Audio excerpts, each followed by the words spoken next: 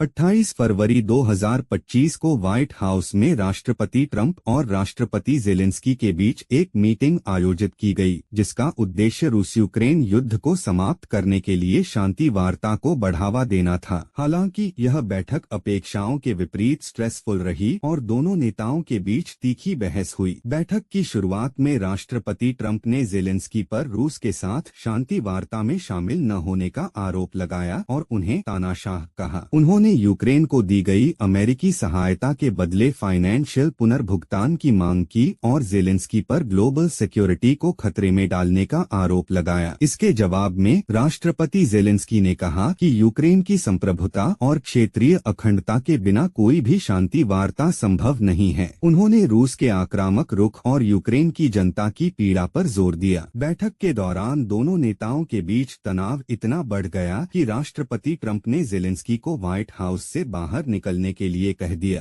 Trump प्रशासन का मानना है कि रूस यूक्रेन युद्ध को समाप्त करने के लिए शांति वार्ता आवश्यक है और इसके लिए यूक्रेन पर दबाव डाला जा रहा है कि वह करंट बाउंड्रीज के आधार पर समझौता करे। ट्रंप ने संकेत दिया है कि यदि यूक्रेन शांति वार्ता में शामिल नहीं होता है तो अमेरिका अपनी सैन्य और वित्तीय सहायता को कम कर सकता है। यह कदम यूक्रेन को वार्ता के लिए मजबूर करने की रणनीति का हिस्सा है। ट्रंप प्रशासन चाहता है कि यूरोपीय देश यूक्रेन की सुरक्षा में अधिक सक्रिय भूमिका निभाएं ताकि अमेरिका अपनी अन्य प्राथमिकताओं पर ध्यान केंद्रित कर सके। यदि यूक्रेन पर शांति वार्ता के लिए दबाव डाला जाता है तो उसे अपनी टेरिटोरियल इंटेग्रिटी से समझौता करना पड़ सकता है, जिससे उसकी संप्रभुता पर प्रतिकूल प्रभाव पड़ेगा। अमेरिकी सहायता में कमी और शांति वार्ता के लिए दबाव से रूस को अपने आक्रामक रुख को जारी रखने का प्रोत्साहन मिल सकता है, जिससे क्षेत्रीय स्थिरता को खतरा हो सकता है। अमेरिका और यूरोपीय देशों के बीच यूक्रेन नीति को लेकर मतभेद बढ़ सकते हैं, जिससे वेस्टर्न अलायंस की एकता पर असर पड़ सकता है। इस मीटिंग के बाद इंटरनेशनल कम्युनिटी में मिक्स्ड रिएक्शंस देखने को मिला। ब्रिटेन के प्रधानमंत्री कीर स्टारमर ने जेलेंस्की का लंदन में गर्मजोशी से स्वागत किया और यूक्रेन को $3.3 बिलियन